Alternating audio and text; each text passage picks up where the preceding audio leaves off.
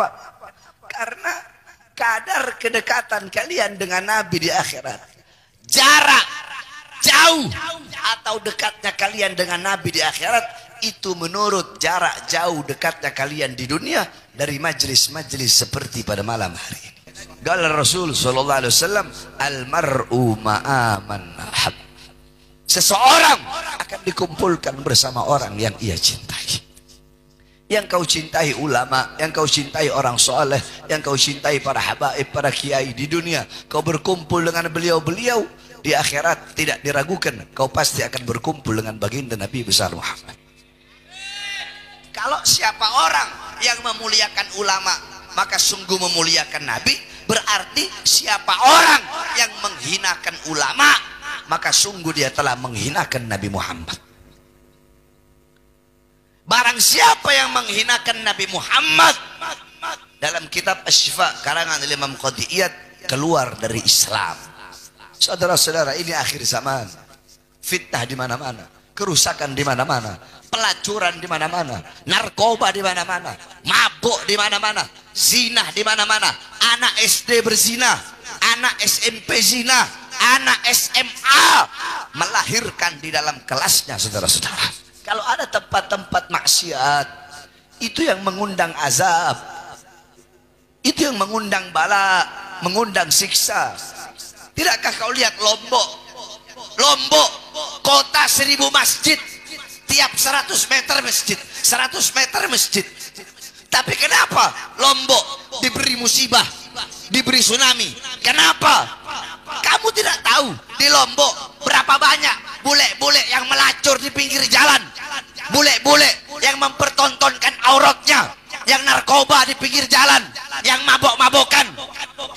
Karena segelintir orang yang berbuat dosa, yang berbuat maksiat, ketika Allah turunkan bala, Allah turunkan bencana, semua bahkan yang tidak berdosa ikut kena. Saudara-saudara, saudara-saudara, pejabat sekarang butuh sama rakyat kalau ada maunya doang.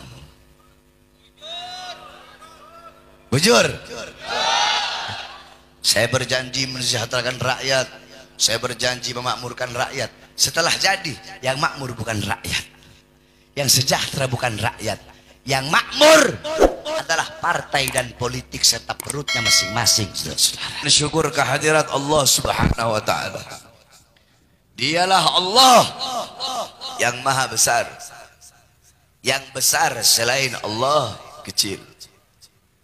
Dialah Allah yang maha kuat, yang maha perkasa. Yang kuat, yang perkasa selain Allah lemah. Dialah Allah, raja di atas para raja. Yang raja selain Allah hamba saya. Dialah Allah yang maha berilmu. Yang berilmu selain Allah adalah pencari ilmu. Dialah Allah yang maha tahu. Yang tahu selain Allah adalah pencari pengetahuan. Dialah Allah yang dimana kedekatan hamba dengannya tidak akan membuat hamba itu setara dengannya. Jauhnya hamba darinya tidak akan menjadi dinding penghalang dan pembatas yang menghalangi antara dirinya dengan hambanya. Dialah Allah yang maha melihat. Yang melihat selain Allah buta terhadap warna-warna yang jauh, warna-warna yang tersembunyi. Dialah Allah yang maha mendengar. Yang mendengar selain Allah tuli terhadap suara-suara yang jauh dan suara-suara yang dekat akan menulikannya. Dialah Allah yang maha berkuasa selama-lamanya. Yang berkuasa selain Allah kadang berkuasa dan kadang tidak berkuasa. Dialah Allah yang maha hidup. Yang hidup selain Allah pasti akan mati. Yang ada selain Allah pasti akan tiada. Yang wujud selain Allah pasti akan binasa. Sedangkan hidupnya Allah, adanya Allah, wujudnya Allah kekal abadi, tidak akan pernah tiada, musnah dan tidak akan pernah binasa.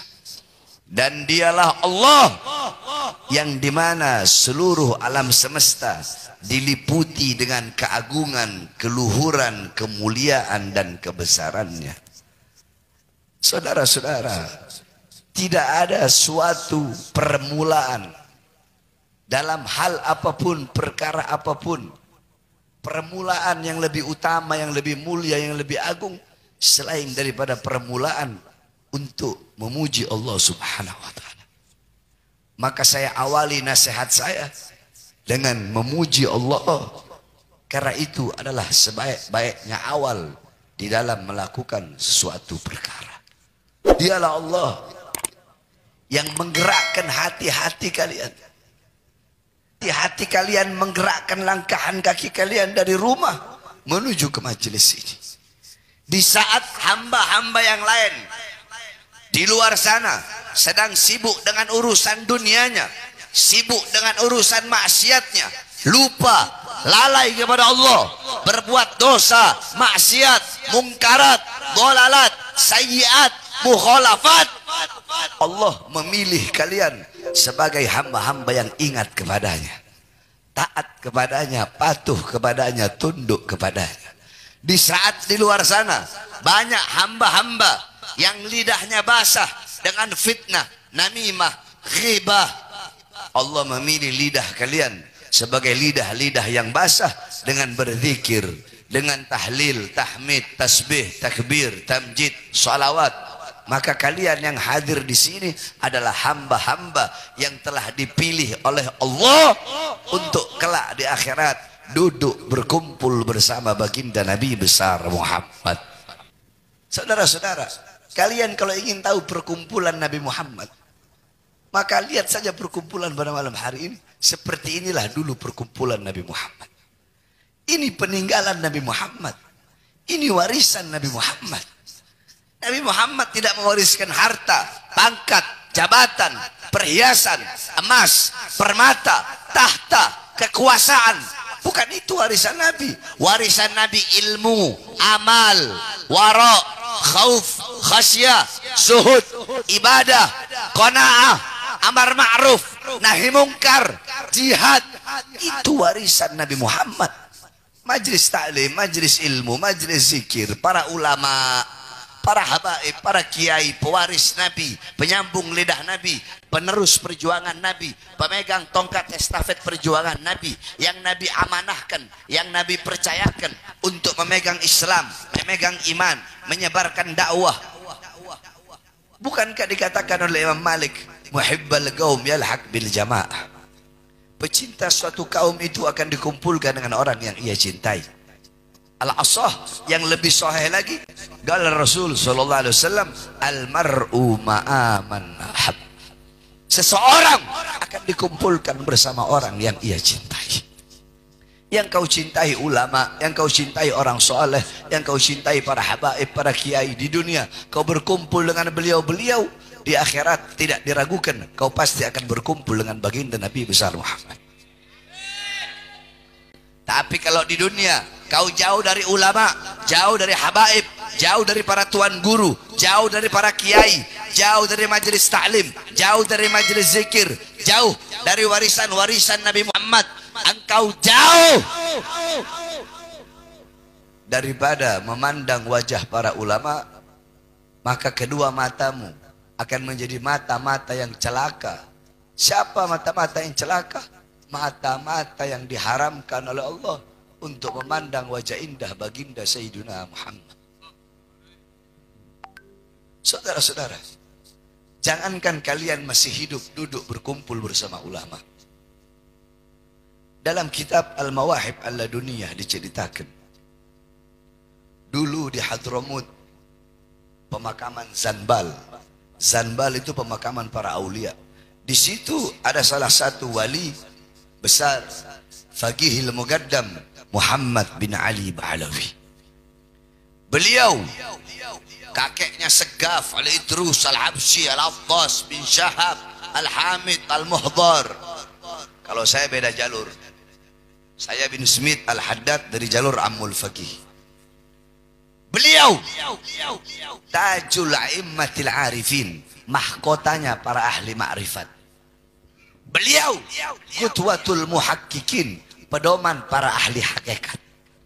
Beliau syaikhus syuyukhus syariah, gurunya para guru-guru syariat. Beliau dimakamkan di Zanban. Singkat cerita, ada satu orang fasik, ada satu orang yang suka berbuat dosa. Ketika dia wafat, dia meninggal, orang masyarakat kampung tidak mau menguburkannya, tidak mau mengurus jenazahnya. Akhirnya keluarganya minta izin sama pengurus pemakaman Zanbal untuk memakamkan ini orang fasik tadi di luar tembok Zanbal, di pinggir, bukan di dalam, di pinggir, diizinkan. Singkat cerita, beberapa hari kemudian ada seorang wali besar bermimpi. Dalam mimpinya, ini orang fasik sedang diazab dan disiksa oleh malaikat. Diazab, disiksa oleh Allah. Ketika dia sedang diazab, sedang disiksa, dia menjerit, dia teriak. Tiba-tiba Faqihul Muqaddam Muhammad bin Ali Ba'alawi, beliau bangun dari kuburnya, masuk ke dalam kuburnya itu orang, dan beliau berkata, sir ya mungkar wa nakir, pergi kamu wahai mungkar nakir, jangan kau siksa ini orang, kau siksa dia, kau azab dia, maka jeritan dia, teriakan dia mengganggu zikirku kepada Allah. Mungkar nakir pergi. Itu orang tidak jadi diazab, tidak jadi disiksa, hanya gara-gara kuburnya dekat dengan kubur orang-orang soleh. Dia dekat dengan orang soleh, bukan hidup, matinya doang, kuburnya doang, dekat dengan orang soleh. Tapi dia kecipratan rahmat, kecipratan kasih sayang, diangkat segala azabnya. Maka bagaimana kalau kalian hidup, masih hidup dekat dengan orang soleh, dekat dengan ulama, dekat dengan para habaib, dan dekat dengan para kiai, saudara-saudara. Oleh karenanya wasiat saya sedikit saja. Jangan pernah jauh dari ulama, jangan pernah jauh dari para habaib, jangan pernah jauh dari para kiai. Cintai beliau-beliau. Saudara-saudara sekalian yang dimuliakan oleh Allah Subhanahu wa taala. Dalam hadis, bukankah galan Rasul sallallahu alaihi wasallam, man akrama aliman faqad akramani, man akramani faqad akramallah, man akramallah fama'wahul jannah. Siapa orang memuliakan ulama, siapa orang mengutamakan ulama, siapa orang mendahulukan ulama, mengagungkan ulama, maka sungguh, bukan fakaan nama ya, beda. Kalau fakaan nama seakan-akan, fakot, maka sungguh dia telah memuliakan aku. Ente memuliakan ulama, sungguh ente telah memuliakan Rasulullah. Faman akramani faqad akramallah. Siapa orang yang memuliakan aku, maka sungguh dia telah memuliakan Allah. Barang siapa yang memuliakan Allah, fama'wahul jannah, tempatnya surganya Allah Subhanahu wa taala. Berarti mafhum mukhalafah, pemahaman terbalik daripada itu hadis. Kalau man akrama aliman faqad akramani, berarti man ahana aliman faqad ahani. Faman ahani faqad ahallah, faman ahallah fama'wahun nar. Kalau mafhum mukhalafahnya berarti seperti itu. Kalau siapa orang yang memuliakan ulama, maka sungguh memuliakan Nabi. Berarti siapa orang yang menghinakan ulama, maka sungguh dia telah menghinakan Nabi Muhammad. Barang siapa yang menghinakan Nabi Muhammad, dalam kitab Asy-Syifa karangan Imam Qadiyat, keluar dari Islam. Oleh karenanya jangan jauh dari ulama, jangan jauh dari orang saleh. Bihim yadfa'ullahul balaya wa yakshifur rayaya wa yakshifur razaya. Qala Imam Abdullah bin Al-Haddad, bihim yadfa'ullahul balaya wa yakshifur razaya wa yusliku la khairin wa ni'matin walau lahumu bainal anami ladukdikat jibalun wa ardun lirtikabil khati'ati. Dengan sebab keberadaan para ulama, dengan sebab keberadaan orang soleh, dengan sebab keberadaan para wali, dengan sebab keberadaan majlis-majlis taklim, majlis-majlis zikir, majlis-majlis salawat. Dengan sebab itu Allah Subhanahu wa taala tolak, Allah tunda bencana. Langit yang akan Allah runtuhkan Allah tunda. Laut yang akan Allah tumpuhkan, yang akan Allah tumpahkan Allah tunda. Allah kasih kamu segala kenikmatan, segala kebaikan. Dengan kenapa? Sebab apa? Sebab masih ada para ulama, masih ada orang soleh. Walau lahumu, kalau bukan karena para beliau, ulama, orang-orang soleh, sudah Allah hancurkan ini bumi. Langit Allah runtuhkan, laut Allah tumpahkan, karena terlalu banyak perbuatan dosa dan maksiat yang kita lakukan di muka buminya Allah Subhanahu wa taala. Saudara-saudara, kita mau mengharap apa? Mau bergantung kepada siapa? Pagi, siang, sore, malam kita ahli maksiat. Pagi, siang, sore, malam kita berbuat dosa. Tidakkah kau punya rasa malu kepada Allah Subhanahu wa taala? Tidakkah kau punya rasa takut kepada Allah? Saudara-saudara, jangankan kalian, jangankan saya, jangankan kita. Nabi Allah Adam alaihissalam, Nabi Adam, sampai-sampai dikatakan laukana dumu'a ahlil ard jumi'at lakana dumu'a Daud akthar walau kana dumu'a ahlil ard wa dumu'a Daud jumi'at lakana dumu'a Adam akthar. Andaikan seluruh air mata penduduk bumi dikumpulkan jadi satu, maka pasti lebih banyak air mata yang dikeluarkan Nabi Adam alaihissalam. Kenapa? Saking takutnya kepada Allah. Lebih banyak air mata yang dikeluarkan Nabi Daud. Nabi Daud dalam riwayat, dalam kitab Tarikh Ibnu Jarir At-Tabari dan dalam kitab Al-Imam Az-Zahabi dijelaskan Nabi Daud 300 tahun sujud sambil menangis. Tangisan beliau kena tanah, sehingga sebab tangisan beliau yang kena tanah itu tumbuh rumput di wajah beliau sampai ke kepala-kepala beliau. Itu Nabi, itu Rasul, takut kepada Allah, saudara-saudara. Dan andaikan seluruh air mata penduduk bumi dan air mata Nabi Daud dikumpulkan jadi satu, lebih banyak air mata yang dikeluarkan Nabi Allah Adam alaihissalam. Kenapa? Min khasyatillah, saking takutnya kepada Allah. Itu Nabi, itu Rasul, maksum, yang pasti masuk surga, tapi masih punya rasa takut kepada Allah. Kalian siapa? Nabi Rasul saja yang pasti masuk surga, takut kepada Allah. Sampai-sampai Nabi kita, Nabi besar Muhammad, ketika beliau sedang sholat, tiba-tiba Allah bukakan bagi beliau, hijab. Beliau melihat sorga. Beliau letakkan tangan beliau panjangkan seperti ini, seakan-akan ingin mengambil sesuatu. Beliau taruh lagi tangannya. Tidak lama beliau melihat sesuatu, ketakutan, beliau mundur ke belakang. Ketika beliau mundur, apa yang terdengar dari suara beliau?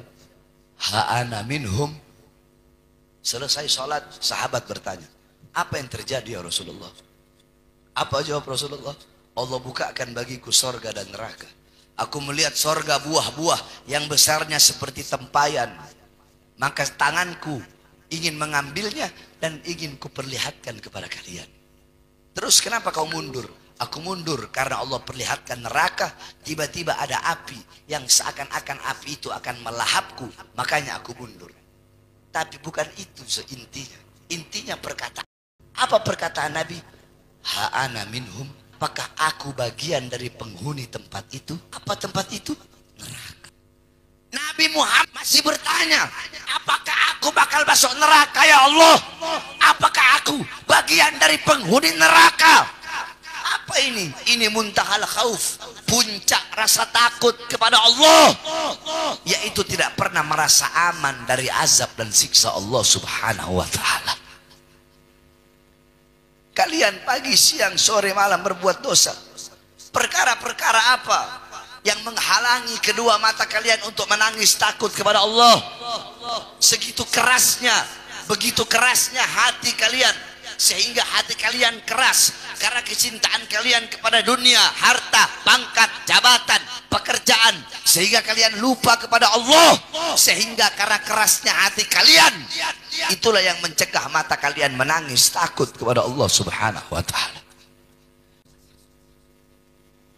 Tempat pelacuran di mana-mana. Saya dengar di sini ada 2 tempat pelacuran besar. Apa namanya tempat pelacurannya? Apa namanya kalau ada di sini tempat pelacuran? Ada di sini saya mendengar itu, ada yang bilang ke saya. Ada 2 tempat pelacuran, banyak warung-warung rebang, warung-warung karaoke itu. Tempat pelacuran di situ, tempat narkoba di situ. Tetapi kalian biarkan perkara-perkara seperti itu. Kalian tahu perkara yang mengundang azab. Al-Imam Anas ibn Malik pernah beliau pergi kepada Sayyidatuna Aisyah radhiyallahu anha. Beliau bertanya, "Ya Aisyah, wahai Aisyah, apa penyebab gempa bumi?" Sayyidatuna Aisyah berkata, "Idza istahallu zina." Apabila zina telah dianggap perkara yang halal. Beda.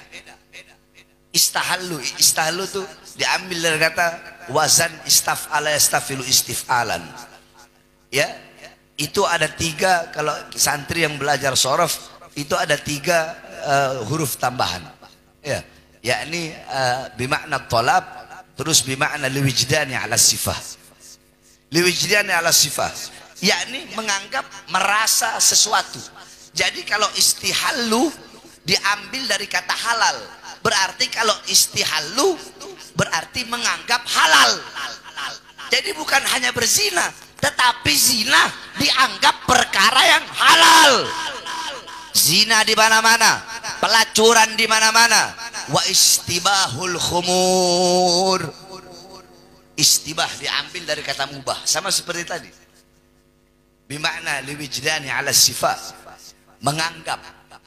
Jadi beda. Orang kalau berbuat dosa, melacur, berdosa, mabuk, kalau mereka mabuk sendiri dengan mabuk terang-terangan, itu dosanya lebih besar mabuk terang-terangan. Orang yang zina sendiri dan orang yang zina terang-terangan, itu dosanya lebih besar orang yang zina terang-terangan. Kenapa? Karena mereka tidak punya rasa malu kepada Allah dan tidak punya rasa malu kepada hamba Allah. Yang ketiga, wadarabu bil ma'azif. Musik-musik yang membuat lupa, orkes, dangdut, disco di mana-mana. Apabila 3 perkara ini telah merajalela di mana-mana, maka Allah berkata, wahai bumi, hancurkan mereka. Wahai bumi, tenggelamkan mereka. Kalau mereka bertobat, berhenti kau berguncang. Tapi kalau mereka tidak bertobat, dengan adanya teguran ini, mereka tidak bertobat, mereka tetap bermaksiat, tetap berbuat dosa, tenggelamkan mereka sampai mereka hancur binasa. Makanya wasiat saya, saudara-saudara, di sini banyak pada tuan guru.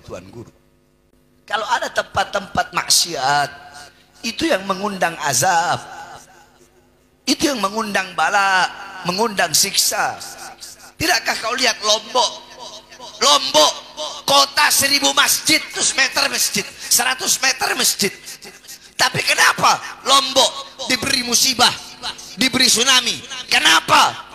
Kamu tidak tahu di Lombok berapa banyak bule-bule yang melacur di pinggir jalan, bule-bule yang mempertontonkan auratnya, yang narkoba di pinggir jalan, yang mabok-mabokan.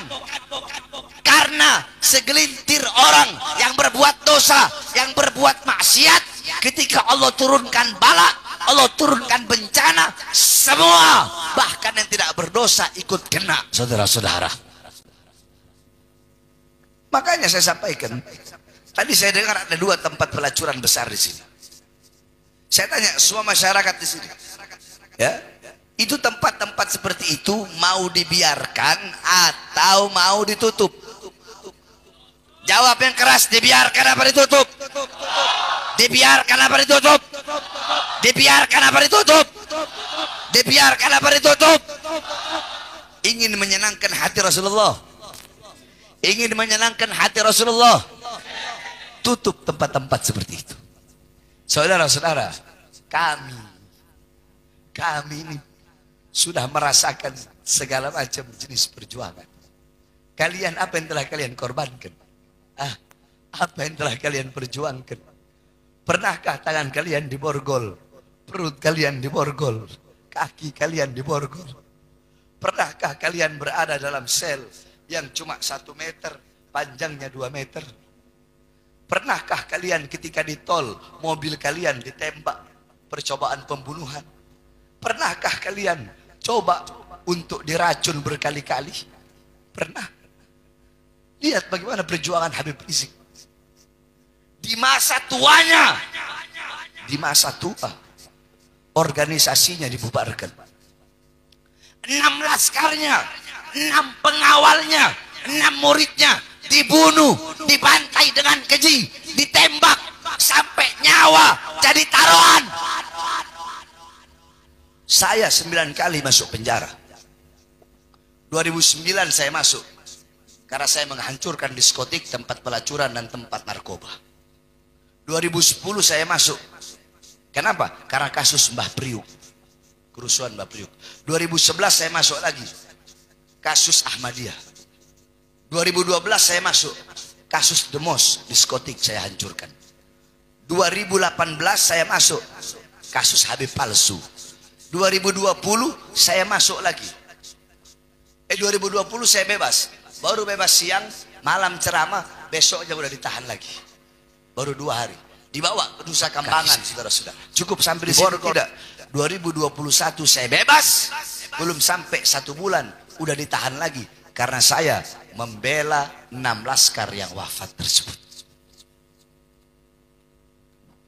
Terus saya tanya, jawab semua yang keras. Saya, Habib Rizik, Habib Hanif, kami para habaib yang berjuang. Kami berkali-kali di penjara. Kami berkali-kali ada upaya percobaan pembunuhan, ditembak, diracun. Ada upaya-upaya seperti itu. Sampai-sampai kami diborgol, dipertontonkan. Ini loh, anak cucu Rasulullah ngelawan kami borgol. Ini loh, anak cucu Rasulullah ngelawan kami penjara. Pertanyaannya, apakah kami penjahat? Jawab, kami penjahat. Bandar narkoba, bandar judi, jual aset negara, maling uang rakyat, nyolong uang rakyat. Terus kenapa kami berusaha dibungkam?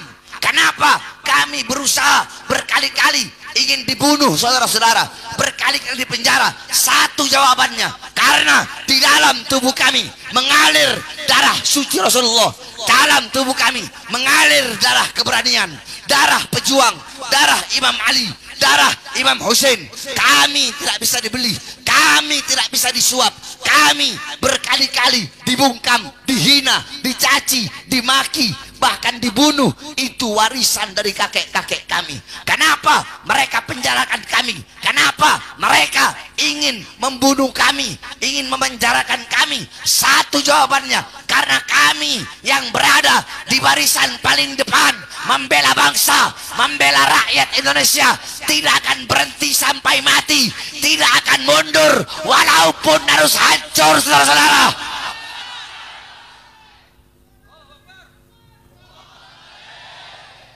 Saudara-saudara, tangan saya diborgol, perut saya diborgol, kaki saya diborgol. Gak ada sejarah ulama habaib masuk sampai ke Nusa Kambangan tuh, gak ada sejarahnya, cuma saya. Maka saya tanyakan, apa yang telah kau perjuangkan? Kami berkali-kali dicoba untuk dibunuh. Kenapa? Karena kami menyampaikan kebenaran, menegakkan keadilan. Yang kami bela bangsa, yang kami bela rakyat, yang kami bela rakyat Indonesia. Tidak peduli apapun agamanya, apapun sukunya, apapun warna kulitnya. Saudara-saudara, saya dalam penjara, terpisah dengan anak dan istri saya. 9 kali, kau bayangkan, 9 kali saya masuk penjara. Ketika saya diborgol, itu yang borgol saya. Dia bilang, Habib, saya mohon maaf Habib, ini cuma perintah. Saya bilang, tahukah engkau Pernahkah kau membaca ayat Qul la as'alukum alaihi ajran illa mawaddata fil qurba? Iya Habib. Pernah. Orang yang berada di hadapanmu, yang kau borgol tangannya, perutnya, kakinya, ini adalah al-qurba. Apakah setiap sholawat engkau membaca Allahumma sholli ala Muhammad wa ala ali Muhammad? Iya Habib. Saya adalah ali Muhammad yang kau baca setiap kau salat. Engkau mengaku sebagai umat kakekku, tetapi engkau memborgol anak cucunya. Tetapi apakah kami mengeluh? Tidak. Itu resiko daripada perjuangan kami. Itu yang diwariskan. Kalau kalian dapat warisan harta, warisan dunia, warisan uang, warisan kami dihina, dicaci, dimaki, difitnah, dipenjara. Dan yang paling besar resikonya adalah dibunuh. Kenapa? Kami sampaikan kebenaran. Kami tegakkan keadilan. Saudara-saudara sekalian yang dimuliakan oleh Allah. Saya tanya, saya ceramah, apakah saya membela diri saya sendiri? Saya bela diri saya, keluarga saya, anak cucu saya, kelompok saya. Yang saya bela rakyat apa bukan? Rakyat apa bukan? Rakyat apa bukan? Yang saya bela rakyat. Rakyat yang susah, rakyat yang kecil, rakyat yang kelaparan, rakyat yang menderita, rakyat yang ditipu, rakyat yang dibohongi. Oleh karenanya, demi Allah, saya bersumpah, saya tidak akan pernah kapok, tidak akan pernah lelah, tidak akan pernah bungkam, tidak akan pernah tunduk kepada kesoliman. Selama kedua mata saya masih terbuka untuk melihat kemungkaran, melihat ketidakadilan, melihat penyengsaraan rakyat, melihat kesusahan rakyat. Jangankan hanya di penjara, nyawa saya, jiwa saya, darah saya murah harganya, tumpah untuk bangsa dan rakyat Indonesia, saudara-saudara. Saya tanya, masyarakat Barabai siap hancur demi Islam? Siap hancur demi Islam? Siap bela ulama? Siap bela habaib? Siap hancur demi Indonesia? Siap mati demi NKRI? Allahu Akbar! Allahu Akbar! Allahu Akbar! Indonesia merdeka! Merdeka! Merdeka! Merdeka! Saya tanya, pejabat-pejabat, saya sampaikan kepada kalian, kalian itu jangan sombong sama pangkat dan jabatan. Saudara-saudara, pejabat sekarang butuh sama rakyat kalau ada maunya doang. Bujur. Saya berjanji mensejahterakan rakyat, saya berjanji memakmurkan rakyat. Setelah jadi, yang makmur bukan rakyat, yang sejahtera bukan rakyat, yang makmur adalah partai dan politik serta perutnya masing-masing, saudara-saudara. Maka jangan bangga. Kenapa? Oh, saya jenderal, terus kamu bangga. Saya panglima, saya kapolri, saya menteri, saya presiden. Kau mau bangga? Demi Allah, karpet yang kalian duduki lebih mulia di sisi Allah daripada kursi yang diduduki oleh seorang presiden. Di akhirat nggak ada pangkat, nggak ada jabatan, nggak ada jenderal, nggak ada presiden, nggak berlaku itu semua, saudara-saudara. Yang punya pangkat, yang punya jabatan, yang punya kekuasaan, yang raja pada hari itu hanya satu. Siapa? Allah. Maka kalian sebagai para pejabat takutlah kepada Allah. Layani rakyat, berbuat baik kepada rakyat. Saya tanya, jawab semua yang keras. Ayo masyarakat Barabai, suku Banjar yang semangat, jawab yang keras. Gaji mereka dari siapa? Dari siapa? Rumah dinas mereka dari siapa? Senjata mereka dari siapa? Mobil dinas mereka dari siapa? Tank mereka dari siapa? Seragam mereka dari siapa? Water cannon mereka dari siapa? Dari kami rakyat, air mata rakyat, keringat rakyat, darah rakyat, pajak rakyat. Maka kalian jangan macam-macam dengan rakyat. Rakyat yang mengangkat kalian, rakyat juga yang bisa menurunkan kalian. Oleh karenanya, berbuat baik kepada rakyat, layani rakyat, lindungi rakyat, karena rakyat adalah ibu kandung kalian. Hei, ingat, mau Kapolri, mau Panglima TNI, mau Presiden, ingat, di atas kalian, di atas kalian, di atas kalian ada satu. Siapa? Kami, bangsa dan rakyat Indonesia, saudara-saudara. Hidup rakyat, hidup rakyat, hidup rakyat, hidup Islam, hidup ulama, hidup santri. Allahu Akbar.